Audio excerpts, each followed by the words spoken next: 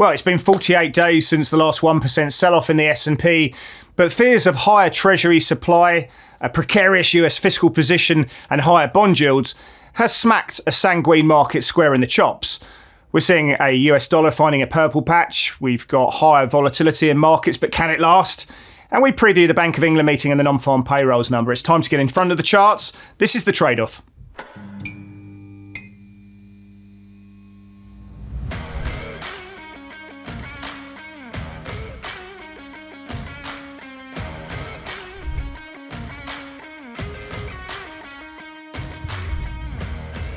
Well, hi there, my name's Chris Weston. I'm Head of Research here at Pepperstone. I'm going to be joined by my good friend Blake Morrow from Forex Analytics. I'm going to bring Blake into the program. I've got two questions to ask you, Blake. First of all is, without getting too newsroom on you, and the US obviously being the greatest country in the whole world, you do have a lower credit rating now than Denmark, the Netherlands, Norway, Australia. How do you feel? I feel a little inadequate right now. I'm not going to lie. That's right. Second question, and I think I want to make this. I want to make this a bit of an institution going forward, right? And yeah, we had a really good question from Craigo. I'm guessing his name's Craig, but in one of the comments from last week, we got quite a few. And I want to make this a bit of an institution going forward. Yeah, if we get some good, we always get some really good questions, and I want to throw this out there to get the conversation rolling with viewers as well.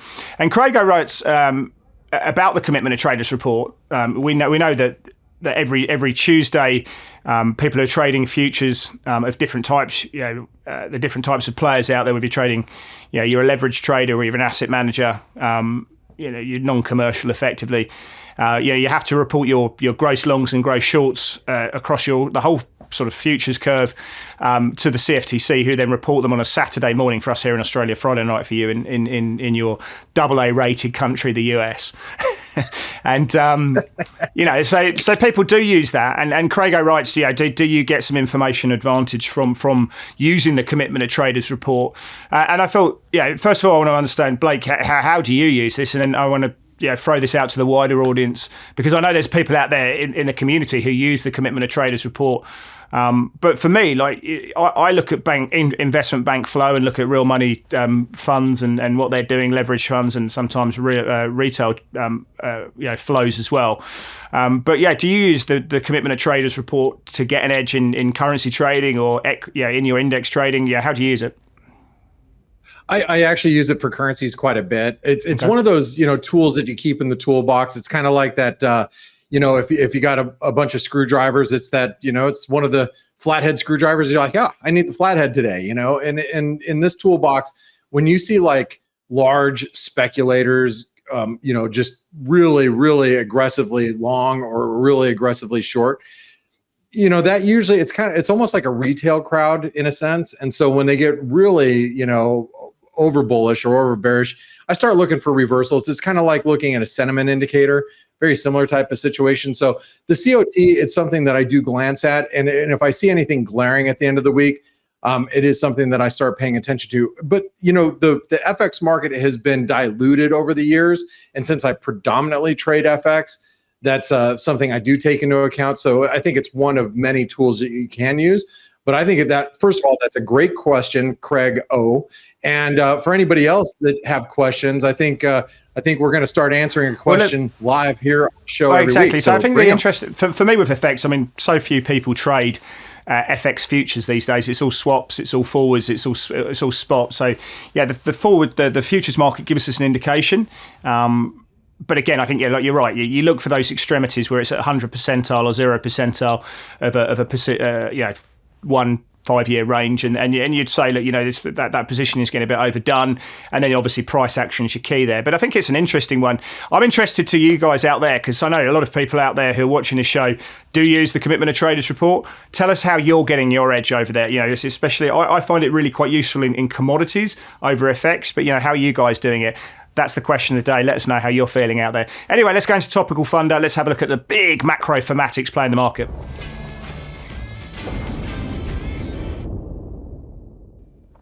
Volatility, my good friend, you came to me once again. I'm not sure the exact words, but Blake, we've had a very quiet market for so long. I say that we haven't had a 1% sell-off in the S&P for so long that we have a 1.4% move to the downside, and it really sort of resonates and feels like someone's got a bucket of cold water and smacked us in the face with it. But we've seen the VIX push into 16%. I'm still skeptical on the VIX pushing much higher because realised volatility is so low, and there's such a big divergence between realised volatility there. But we have seen a pickup in skew. Normalised skew has picked up. So people if you look at 25 delta puts relative to calls on a normalised basis, you can see that put volatility has been increasing. So people are starting to hedge that downside, which is the first time we've seen that for a while, because hedging portfolios, equity portfolios, for months has hurt. It's hurt profitability. So people have rolled off the hedges. And we're starting to see option activity again playing through. But, do we think that the volatility can last, or do we think after, this period of sanguine that, it's a 1 or 2 day affair and we start settling back down with the VIX back in 13%, FX volatility pushing down. Do we move into a sustained higher volatility range here? Well, that's a great question. And first of all, as you pointed out, we're at 16. I start getting a little nervous around 20. So once, you start breaching that 20 benchmark, then hey, you got to start being defensive. You got to start scalping more. You got to be a little bit careful with your position sizing, be a little bit more two-way action. I think that's the way to approach it. Do I think that we are at risk of getting up there? Absolutely. We have two. We actually have a couple key events that are coming up this week, and then next week with CPI. But you got non-farm payroll on Friday, which we're going to talk about obviously at the end here. We also have earnings from two of the biggest technology companies in the U.S. Thursday night, or for you it'd be Friday before you guys leave for the day. And so I'm expecting volatility possibly to increase and reach into the 20s, especially if you start looking at earnings and you start looking at what Apple and Amazon are doing. Yeah, I think those two names need to blow it out of the park. I mean, the implied move for Apple is about 3%. Amazon's a little bit less, but these got Apple has been so with Nvidia and some of the big AI names have been so much a talisman for the equity games. If they don't blow the lights out after the move we've had, then the market has further downside. But I think we're all looking at bond yields at the moment, which is a really nice segue to the next talking point. But we've got that higher long end rates playing through, and we've got real rates on 5s pushing 2% as well, and they haven't mattered. We haven't seen yields really matter for equity appreciation throughout this whole move recently, because the concentration risk has pushed us up. But do they matter now? And you bring up a good point. We've got payrolls. If payrolls are strong, then I think equities probably roll over.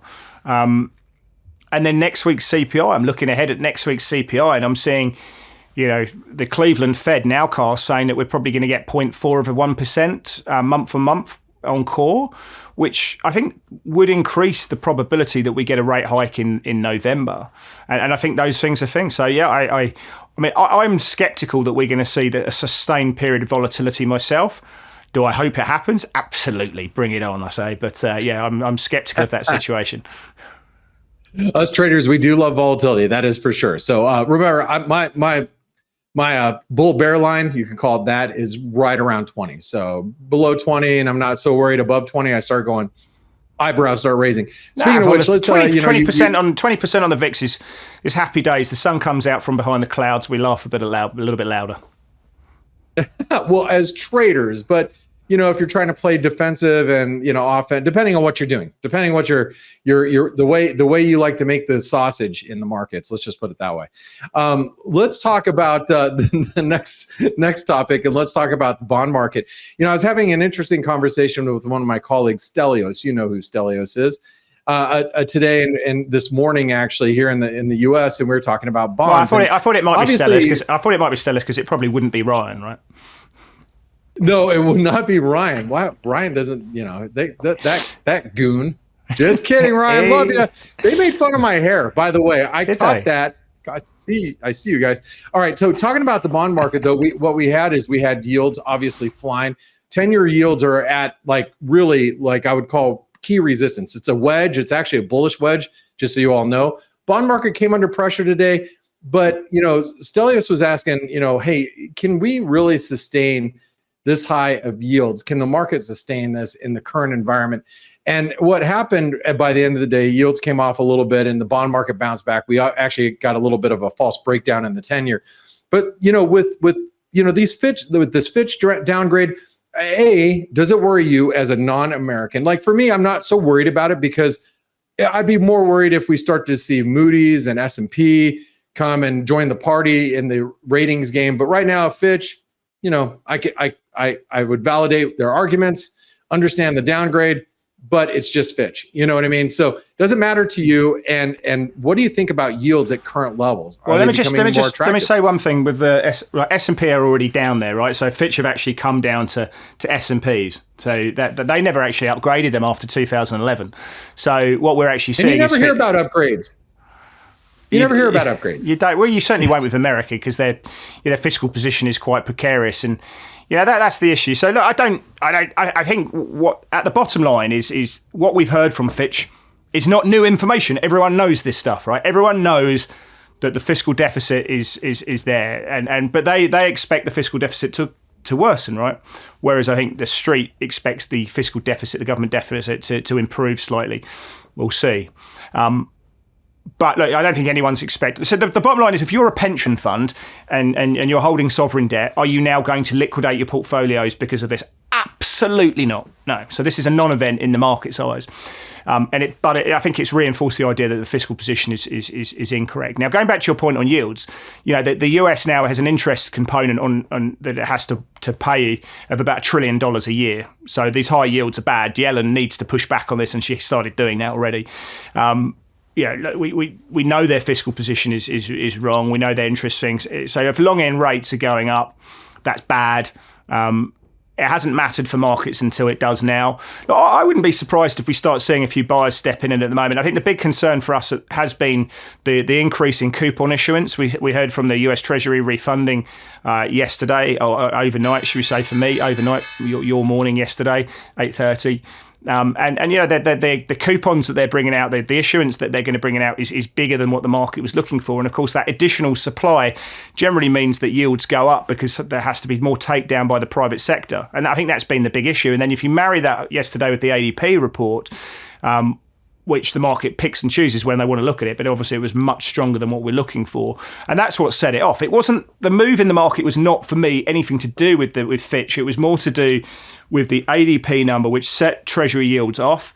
And then that was then smacked with the coupon issuance, and that's what pushed yields higher. So, yeah, I think there's a lot of factors. And then, of course, you've got Bank of Japan, who are moving up to 1% on JGBs, and that's changing term premium in the US Treasury market. So, yeah, I think it's really a supply story rather than the Fitch story that's moved the market there. So I think, but it's a really good segue now, because if we do see, nominal yields in the US and the back end steepen, and that continues, then the dollar comes into play. So let's bring that one up now.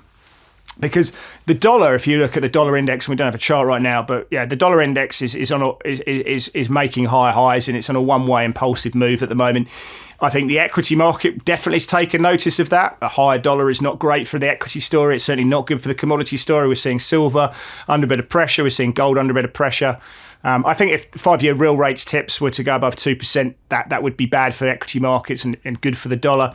But I like the dollar at the moment, Blake. One thing that really interests me, if I look at the market pricing, is that we've got rate cuts now, one full rate cut being priced into the first quarter of next year.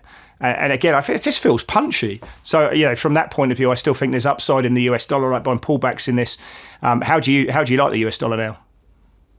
Well, technically, we just completed what we would call a bull flag pattern. And I've been long the dollar, and I actually sold my dollars against the euro. I was short euro the whole week up until yesterday, up until that ratings announcement. But I stayed long the dollar against other currencies. So I was short Aussie, a long dollar Canadian, and I was long dollar Mexican peso. So I was playing the dollar, but I kind of that Fitch move freaked me out against like European currencies. So I still play, and I'm still playing long the dollar. I think it's a little long in the tooth here, but what could really set it off is the jobs report, which is not a good segue because I don't want to go there just yet. But, we have a jobs report. We have other data that's coming out. And the market's looking a little wobbly here. And just remember, Chris, it was about 2 weeks ago when we were talking about the death of the dollar. Not we, mainstream media, whether you're talking about other news. Did we put them in their place? Did we put them in their place? Well, the fact of the matter is they were talking about de-dollarization and the dollar is going to go to hell in a handbasket and everybody wants away from the dollar. But, obviously last week, we haven't heard anything about that, have we? So I still think people are positioned if you look at the COT, speaking of which, you look at the Euro speculators, they're still aggressively long dollars and long euros, short dollars, and I bet they've been liquidating all week long. So I think the market's bank flow has suggested that real money accounts and leveraged accounts generally on the institutional side have been running a pretty punchy short US dollar position. So I think there's been positioning to the upside here on the back of that. But the problem, the good thing about the US is you've got this kind of exceptionalism story. You've got parts of Europe in recession at the moment. Realized inflation is falling just as it is in the US, but you've got better growth. And I think that's where we've talked about this before. As we roll into 2024, or into the latter stages of this year, hold it back, Chris Weston. You're not there yet, but obviously we look so far into the future.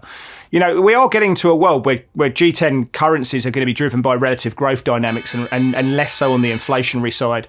And so I think things like services, PMI numbers are going to matter so much more as they are for things like the pound. It's really been the service sector that's held everything up. And I think, we're going to be looking at relative growth rates and service dynamics. And I think, that's where we're going to be. And right now, the US is the best house on the neighborhood, really. It's the cleanest t-shirt. And that exceptionalism story is I think, what's supporting the US dollar here. So you might lose your credit rating here, Blake, but you've backed the right horse at the moment. Hey, my shirt, I still don't see yellow rings in it. We're fine. All right, so oh yes, just kidding. All right, so let's take it to the non-farm payroll and talking about growth, right? So what fuels growth? The labor market, and I wanted to kind of map out the U.S. dollar, the jobs playbook, the NFP playbook, because I think there's different ways to play the dollar. I like the dollar on the short side against certain currencies. I like the dollar on the long side against currencies. Certain currencies, I happen to be long the dollar Canadian, as I told you guys the last couple of trade-offs that we had. It's kind of one of the bigger positions I was running. That one, I actually still like the dollar Canadian to the long side post jobs report under certain circumstances. But is this the week where we start to see the labor markets soften? And I personally don't think it is. I think we still probably have a couple more months of maybe at least another month or two of good solid jobs numbers. So the market's pricing in 200,000 jobs. We saw the ADP numbers come in really, strong. I know that doesn't really matter a whole lot. The correlation's not quite there, but still, we have ISM tomorrow that we're going to look into in the services sector. Jolt's jobs opening is a little weaker, but it still suggests a fairly, tight labor market. What are your thoughts on the jobs and how do you want to play it? And by the way, if I'm going to short the dollar, I'd like to see what happens with the Bank of England tomorrow, but still, I really think best short dollar play is maybe dollar yen, and we'll probably be talking about that a little bit later. So, mate, I'm looking at the volatility in the forward volatility markets, and you can do it on an individual basis day. And I'm looking at the market's expectations of movement over payrolls. It's not very much. It's probably actually the lowest implied vol that we've seen on a payrolls number for some years. The big volatility actually in the market, if you want an event, is actually for Jackson Hole at the end of the month. That's where the market's saying that we're probably going to get some pronounced movement. So mark that in your diary. End of the month. That's the Jackson Hole Symposium. It's the only time you're ever going to use the word symposium in a year for that one. But that's kind of where we are. We should have a symposium sometime, a trade-off symposium. But yeah, so the market's not expecting fireworks over payrolls. That may change. That volatility may pick up now that we've started seeing broad volatility pick up on the day. But look, I just think you've got to come in this with an open mind. Be prepared to see something that you look at and everyone's going to be saying, "Oh, this doesn't make any sense." So I agree with you. I don't think this is the month that we're going to see a softened labour market. I think that will come this year, though, and I think we will see it grind lower down, for 100,000 at some stage. But the key number for me now, given we're all in all about the inflation at the moment, still is that average hourly earnings number. The market's looking for 4.2%. So, look, I think if we were to get above 4.4% on the average hourly earnings number, the dollar's going to fly. Obviously, that depends on what happens to the unemployment rate and the payrolls number itself. But yeah, if I take that in isolation and create a most simplistic playbook, which of course we can't do, but if we were, 4.4% would be a line that I think the dollar rallies pretty hard and those yields move up again, and that would be a pain trade for the market. Gold's going to get smacked. 4.2. If we get below, if we were to get 4%. Heaven forbid we get a 3 handle, which is very, very, very unlikely. I think risk flies in that situation. We get a nice reversal back out and dollar yen comes down. So that's what I'm looking at very closely there. But as I say, market's not expecting fireworks. But watching those bond markets as we do, I think that's kind of the first derivative here, and rates as well. So one to watch. Anyway, let's go into That's a Setup.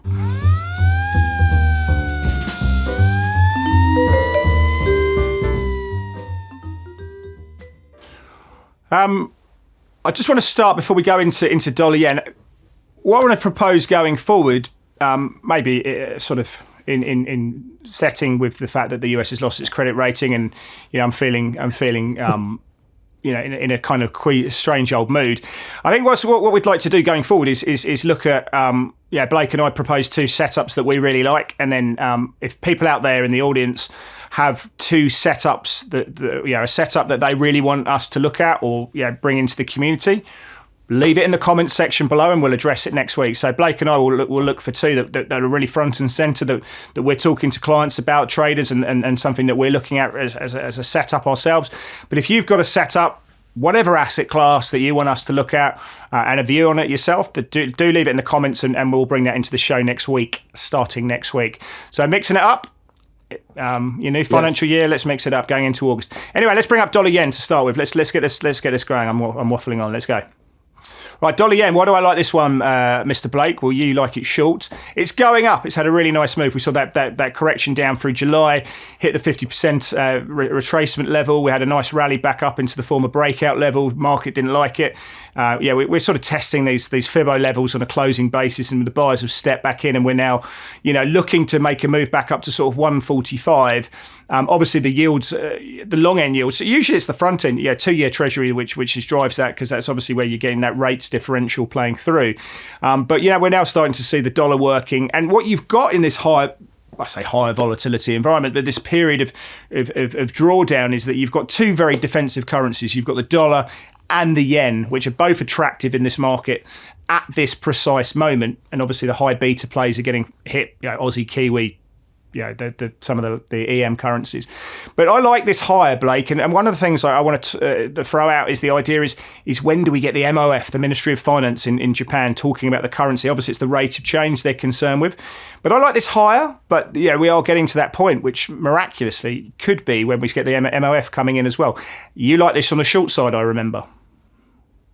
I do, but let me clarify a couple of things. First of all, I'm running a dollar yen short. That's fine, but I really like it below 142. And really, it's more of a jobs report, game time decision. If we have a weaker report or looks like the data comes in, really below expectations, the dollar yen's kind of where I want to play.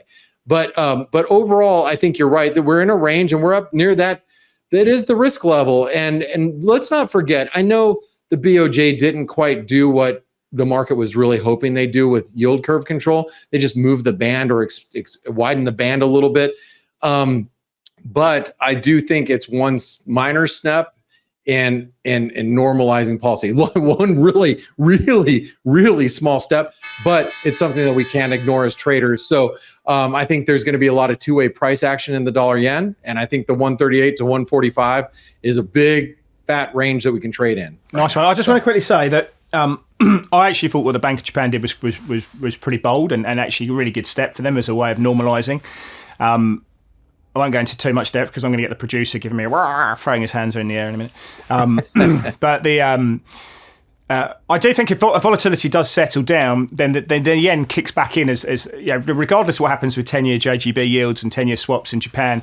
If vol comes down, I still think right now that the yen will be our preeminent funding currency for the carry trade, and that will push dollar yen higher. So yeah, volatility is really key for this. If we do see FX vol and the VIX pushing higher, if VIX was to push above 20% in the next week or so, then the yen will probably work quite well. So I think, we've got to remember that the Bank of Japan hasn't changed things too much. It's still about carry. And in low volatility, the yen you like to sell. In high volatility, the yen you like to buy because you're closing out those funding positions. So that's still the key investment case for me. Yeah, that's great points, Chris. Thanks for bringing those up. I'm going to turn it over to the sterling, and I know this is going to be a good setup for people tomorrow morning with the Bank of England. I'm probably, Chris, I'm sure you have a lot to say about the Bank of England, but I believe that I believe the sterling has come down to really critical support. You can see it's channel support. It's the 50 DMA. It's really important. 126.80 is the level I'm looking at. If we get a sustained break below the 50 DMA, it opens up the door to a move to the 200-day moving average. However, the Bank of England and the UK economy is dealing with higher inflationary pressures, and they got a new member on the Bank of England board, or is it two new members? I know we dropped one, added one. Anyway, it's a little bit of a shakeup at the Bank of England. Hey, maybe they turn and really want to start fighting inflation, and maybe they become more hawkish all of a sudden. Who knows? And if that's the case, though, we have a very good risk reward for long. So I think it's a great setup, great pivot at current levels. What are your thoughts about the sterling here? Oh, so Michael Brown's going to be going. You did technical analysis on bond yields earlier, and now you're calling it the sterling. It's two of his biggest pet hates in the world. He's a very opinionated man on that. Anyway, moving on. I think I actually take the opposite view. I think the Bank of England have put a lot of insurance in place. I think they've got ahead of the curve. Certainly with their 50 basis point hike last month, I think they've got a lot of insurance hikes in there. And I think that we'll get a 25 basis points hike in the session ahead. Markets certainly leaning that way. We've got about a 30% chance that we get a 50 basis point hike. So in theory, if they do come out with 25, you might see a little bit of downside in the pound straight off the bat, and then people might reverse that position pretty quickly if depending on the outlook, which you'd imagine, given the inflation dynamics, especially on the services side, that they're going to continue to be pretty hawkish. I don't know. I mean, this is a setup, right? It is a setup, but this is one that the market needs to reveal itself. If it breaks that series of higher highs, that channel, it doesn't necessarily mean you're going to get collapse. Obviously, but the structure of the market's changed, the behaviour of the psychology of the market. We're less bullish on the pound. You might get some consolidation and range trading, or it might go down to those levels. But I think if it bounces off support, that needs to be traded there as well. So I'd stay clear of the Bank of England. To be honest, I think we're expecting some big movements over that. It's not something I want to be involved with. I would rather wait for the facts, because I think the facts will give us a lot of clarity and then react once we've got the facts. So I'm staying out of the Bank of England. It's going to be a bit crazy for my liking. I don't want to be over that news, and it could just be all over the place. So I have no edge in that environment. Stay out of the Bank of England, wait for the facts, and I think that setup can be complete. That's the way I'm looking at it. This is where you say, wise words, Chris. Thanks, mate. Thanks, Blake. Wise words, Chris. Yeah. All right, okay, moving into Aussie dollar. Let's go down to Aussie dollar, because I don't know why they call it the battler, because it generally just moves in line with risk and what's happening with Chinese markets as well. But look at the setup here, Blake. We've got this massive double top playing through. We looked at euro yen last week with your double top that playing. We have to look at that. But this is a pretty punchy double top that we've got here, and the target technically, based on this, now it's complete, is 63 cents. So it gives you some very good downside. Obviously, these things aren't linear. They don't just go down in a straight. Well, very rarely do they go down in a straight line. Obviously, order book dynamics dictate whether that does, and if there's very few buyers, the market's easily just goes down in that one way trend. But I like this to the downside. I like selling rallies. That's the trade at the moment in Aussie dollar, is selling rallies. The structure there suggests that's the high probability outcome. And 63 cents is your target on Aussie dollar based on this pattern. How do you see it? I just covered my Aussie dollar, short this morning, but I agree with you. I like it to the short side. Now, the one thing that you don't have on your chart, which I just want to bring up because I think it's a big deal, the closer we get to 64 is a big deal to me, just because if you take the post-COVID, I call those generational lows. Like when we went into lockdown and the Aussie traded down to 54, 55 cents, right? That spike low, I don't think I'll see that again in my trading career. Let's just put it that way. That's why I like to call it generational lows. Maybe we will, maybe we won't, but I don't think so. Anyway, if you connect that low to the low back on October, I believe is October of 2022, and it comes in right at 64 cents. So that is the one level I'd be looking at for some sort of reaction from. But hell, we get a reaction from there, great. That's a reaction to sell into. I think that the Aussie is going to trade heavy. Well, I like the reversal on copper, and risk assets look a little frothy. So I think the Aussie plays well to the downside, and I'm going to continue to short it. So well, I think when we have our symposium later this year, you're going to have to come over to Australia, because it's going to cost me a hell of a lot of money to come over to you on these exchange rates at the moment. So we'll True dat. All right. Let me take you over to our last setup, and the one that has my attention right now. And I'd say it's a jungle out there, especially if you're dealing with some of these tech stocks, because Amazon reports on Thursday. Now, I think I brought Apple last week to the trade-off. It actually today broke that ascending wedge that we had talked about last week. Was it last week that I brought that up? Anyway, yeah, it was actually. Right now, I think it was. But anyway, Amazon, another big stock that I think a lot of people can trade. You trade it via CFDs with Pepperstone. Some people will trade the equity outright. We have a head and shoulder pattern set up. And if you notice, Amazon made a lower high. So we stalled at the 50% retracement of the all-time highs down to the lows that we traded back in November of 23. November 22, excuse me. And we only rallied to the 50% retracement. So a break below 125 is probably going to be pretty bearish for Amazon. Now, remember, Amazon, why it's so important to the market, it's really going to give us like a thermometer on the consumer, not only here in the US, but globally. Remember, Amazon's not just a US-based company. They're everywhere. So with that being said, I'm watching Amazon very carefully, head and shoulder pattern setup. And if we start trading below 125, I think that's bearish, and we have to respect it. So what are your thoughts on Amazon here? Well, I just want to take my hat off to you, realizing that there's other people outside of America in the world, and shops as well. So good work. No, I like it. I mean, got a few dodgy ones in the UK too, from what I understand. That's a very dodgy, very dodgy.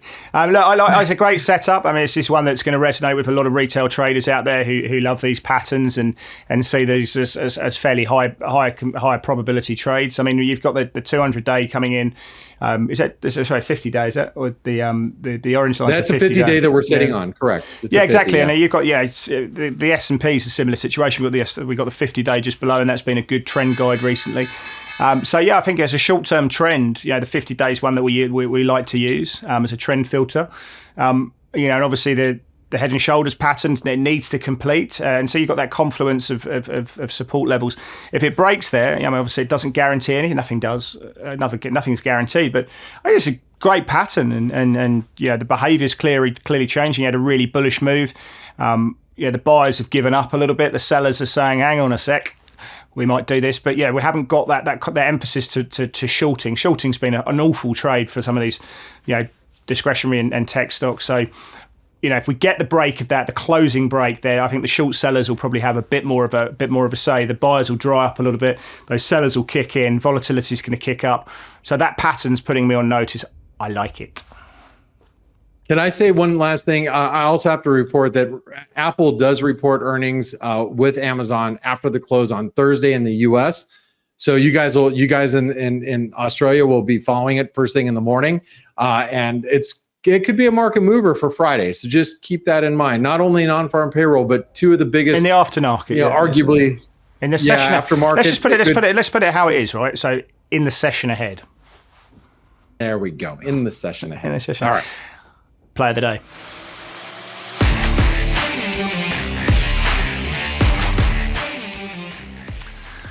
Right, I'm going to go for the US 500.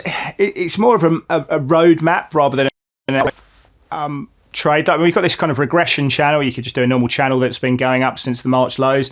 That's been a good buying opportunity as we go down that.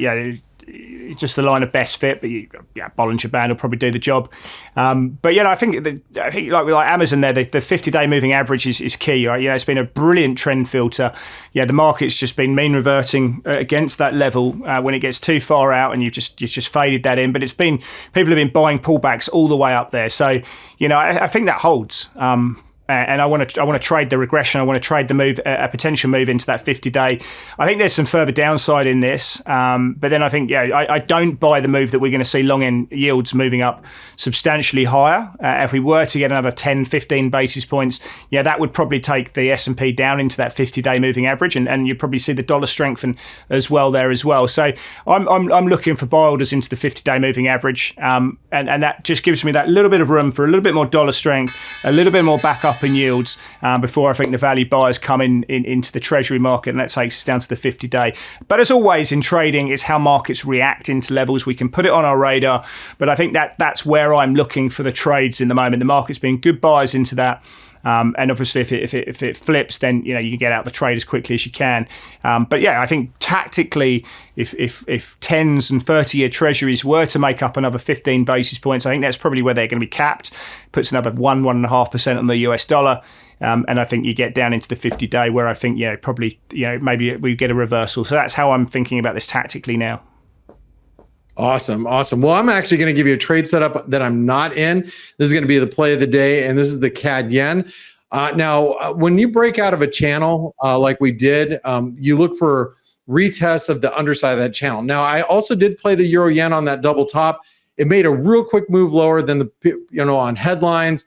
Pre-BOJ, Nikkei release, it was like ahead of the BOJ. So you had to be a ninja, as Chris likes to put it. You have to be a trading ninja these days. And so I'm going to get a little nuts, and I'm going to get a little loony here, and I'm going to be shorting some Canadian yen into that resistance. I'm looking at the the 78% retracement. As long as that stays capped at 108.40, I get moves above 108, 108.10. I'm looking to sell into Friday's Canadian jobs report. We had an outsized number last week to the positive. I mean, Canada reported, I think they created almost 60,000 jobs. Yeah, it ain't going to come out that rosy. Canada's got a higher credit rating than you as well. That's why I want to short them. That's why I'm going to short Canadian yen, just to get back at them. I'm going to do some revenge trading right now, folks. That is something you should totally eject out of your trading vocabulary, is revenge trading, which I am going to implore fully, because the US got downgraded. So there you go, Chris. That's Canada have got, anyway, so moving on. Thank you, everyone, for joining us. Hit the like button and obviously leave a comment on how you use the Commitment of Traders report, and also any trading setups that you want to use in that's a setup for next week as well. It's a community. We want to build it, and we want to hear from you. Anyway, we'll see you now, guys, next week for more of The Trade-Off.